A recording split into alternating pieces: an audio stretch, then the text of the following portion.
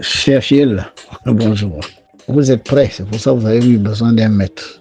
Et celui qui est prêt à comprendre les choses. Il n'est pas question que dans l'égoïsme, nous nous substituions au temple du Bouti, où on met les noms des gens sur la natte, on leur donne des bogas. Non, c'est pas ça, c'est pas de ça qu'il s'agit.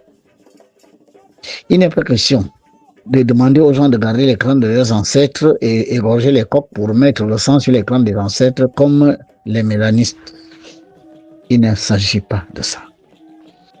Il n'est pas question de faire ci ou ça dans les autres rites. Il est question de comprendre pourquoi ces rites font ça. C'est ça l'égoïsme. L'iboga, c'est quoi? Parce que beaucoup débarquent dans les temples bouddhistes.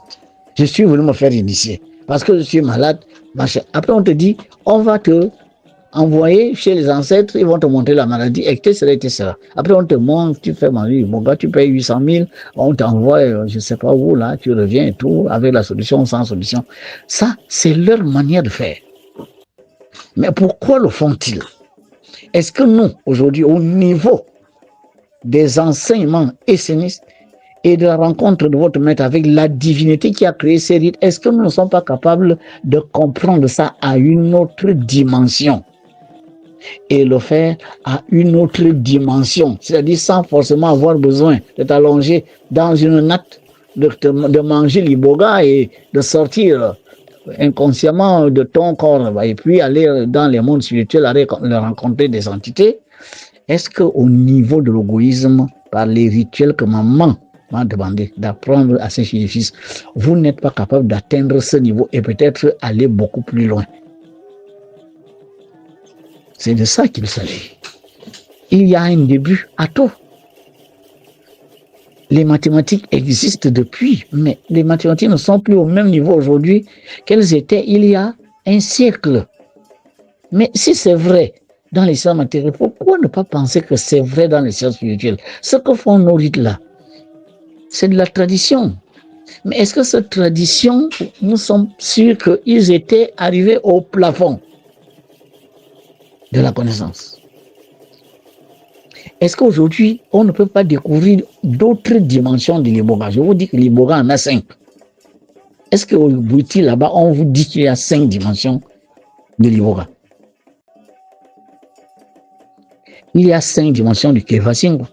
Il y a 5 dimensions du bois jaune et il y a 5 dimensions du bois jaune, du bois rouge, du bois noir, etc. Je vous l'ai dit. Au lieu de prendre les crânes de mes ancêtres, qui devrait être, n'est-ce pas, le lien électromagnétique entre un défunt et moi, ne sachant pas exactement si ce défunt est encore dans la salle terrestre, parce que est-ce que nos ancêtres connaissaient la loi des réincarnations? Est-ce qu'ils étaient arrivés à ce niveau? Est-ce que pour eux, les ancêtres n'étaient pas assis quelque part, formant un village qui nous accueille quand on meurt? Auquel cas, à ce moment-là, ce village aurait quelle taille aujourd'hui? Parce que nous vivons depuis 4,5 milliards d'années. Bon, si c'est un problème d'humain, l'humain est sur Terre depuis au moins 200 000 ans. Ce qu'on appelle l'homo sapiens. Bon, de 200 000 ans, tous ceux qui meurent là, les ancêtres, bon, qui revient? Ça veut dire que Dieu crée les hommes chaque jour. C'est ce que ça veut dire. Ça veut dire un enfant qui naît est créé au moment où il naît du ventre de sa mère. Est-ce que c'est vrai? Ce n'est pas vrai.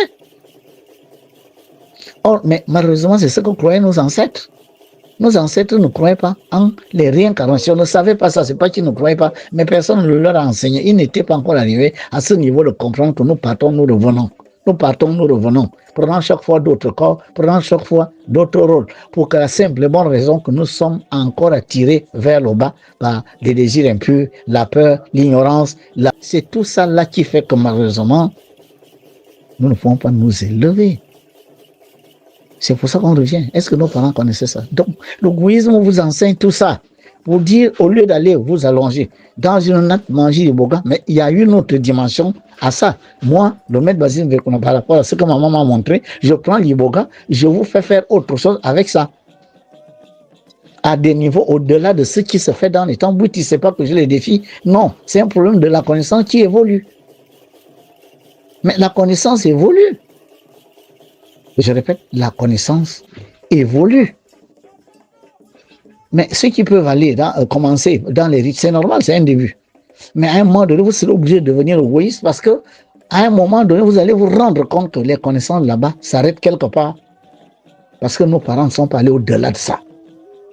Et vous serez obligé de venir dans l'égoïsme qui vous explique ce qu'il y a après ce que nos parents savaient déjà. Voilà ce qu'il faut comprendre. L'égoïsme ne se substitue pas à ce qui se fait dans les temples. Non, dans les temples, c'est peut-être un début du retour à nos sources. Mais toutes les sources viennent d'une source. Vous devez remonter à la source. Pour ceux qui sont déjà dans les religions, etc. Maintenant, ceux qui ne sont nulle part, commencez directement dans la source.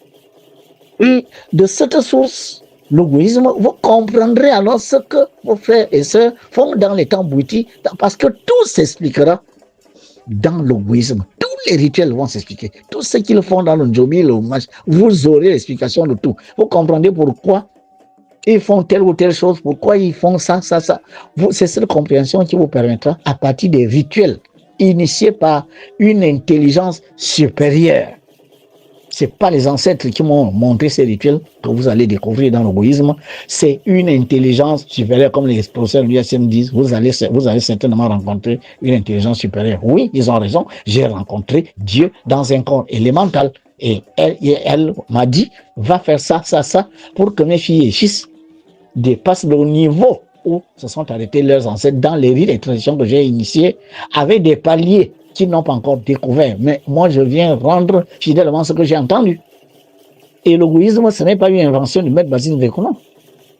C'est la retranscription d'une inspiration. Voilà de quoi il s'agit, s'il vous plaît. Donc, voilà de quoi il s'agit. Il faut que vous et tous les Gabonais, Gabonaises et toutes les filles et tous les filles comprennent ça. L'égoïsme est la source des sources. L'égoïsme n'est pas inspiré par les ancêtres. L'égoïsme est inspiré par celle qui a initié nos rites, coutumes et traditions, dans lesquelles nous devons déjà voir un certain nombre de choses qui ne peuvent plus aller.